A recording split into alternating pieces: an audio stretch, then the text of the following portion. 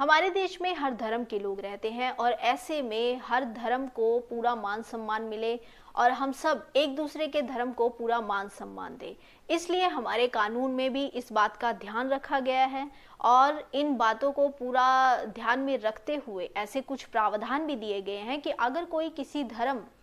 का अपमान करे या किसी की धार्मिक भावना को ठेस पहुंचाए तो उसके खिलाफ कानूनी कार्रवाई हो। अगर उसने ऐसा कोई जानबूझकर, ये बात आप ध्यान रखिएगा कि उसने जानबूझकर ये सब किया हो। अगर ये जो भी उसने ऐसा कुछ किया कि किसी धर्म का अपमान किया या धार्मिक भावना को चोट पहुंचाई, ये अगर उससे अनजाने में हुआ या लापरवाही में हुआ तब इसमें सजा का प्रावधान नहीं है। लेकिन अगर उसने जानबूझ के किया है, उसकी इंटेंशन है, तब इसमें सजा का प्रावधान है। तो सबसे पहले बात करते हैं हम आईपीसी की धारा 295। अब आईपीसी की धारा 295 ये कहती है कि अगर कोई किसी धर्म, अब मान लीजिए किसी धर्म में हमारे देवी देवता हो गए या बहुत सी ऐसी कास्ट हैं या फिर धर्म है जिसमें जो भी कई लोगों को ईश्वर तुल्य स्थान दिया गया है, देवता तुल्य स्थान दिया गया है, देवी तुल्य स्थान दिया गया है, उनकी मूर्ति बनाकर लोग उनको बहुत मानते हैं, उनकी पूजा भी करते हैं। तो इस तरह उस मूर्ति को अगर कोई तोड़ दे, खंडित कर दे या उसे नुकसान पहुंचाए या जो भी हमारे धार्मिक ग्रंथ है किसी भी धर्म के, उनको डिस्ट्रॉय करे, उसको नुकसान पहुंचाए, तो ये है किसी धार्मिक चिन्ह को डिस्ट्रॉय करना, जिससे क्या होता है कि धर्म का अपमान हुआ। तो ऐसे में सजा का जो प्रावधान है, ऐसे में धारा 295 आईपीसी के तहत उस जो भी जिसने ये क्राइम किया है उसके खिलाफ एक्शन लिया जाता है उसकी कंप्लेन होने पर, और उसमें जो सजा है वो 2 साल है। ये जो अपराध है वो नॉन बेलेबल है, गैर जमानती, यानी इसमें जमानत नहीं मिलती। मतलब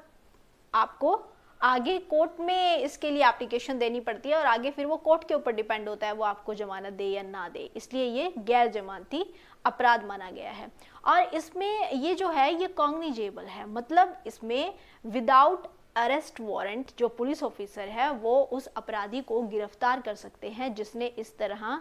किसी भी धर्म का अपमान किया है। अब ये है धर्म का अपमान। अब जो नेक्स्ट है, जैसे 295 में है धर्म का अपमान, उसके बाद है कि धर्म जो हमारी धार्मिक भावनाएं हैं उसको ठेस पहुंचाना, तो उसको लिया गया है 295 ए में। तो 295 ए ये कहता है कि अगर कोई जानबूझकर किसी की धार्मिक भावना को ठेस पहुंचाता है, अब वो ठेस कैसे पहुंचाता है, मान लीजिए जैसे सोशल मीडिया का कोई भी अकाउंट है तो वहाँ पर कोई पोस्ट लिख देता है किसी के धर्म के का अपमान या किसी की धार्मिक भावना को ठेस पहुंचाने के लिए, या वर्बली बोलकर ऐसा करता है, या साइन, कई ऐसे चित्र होते हैं, कुछ ऐसी तस्वीरें होती हैं जिसको ऐसे दिखाकर भी किसी की धार्मिक भावना को ठेस पहुंचाई जाती है। तो इस तरीके से साइन से बोलकर या लिखकर किसी भी तरीके से सांकेतिक भाषा में अगर वो किसी की धार्मिक भावना को ठेस पहुंचाता है तो ये भी अपराध है।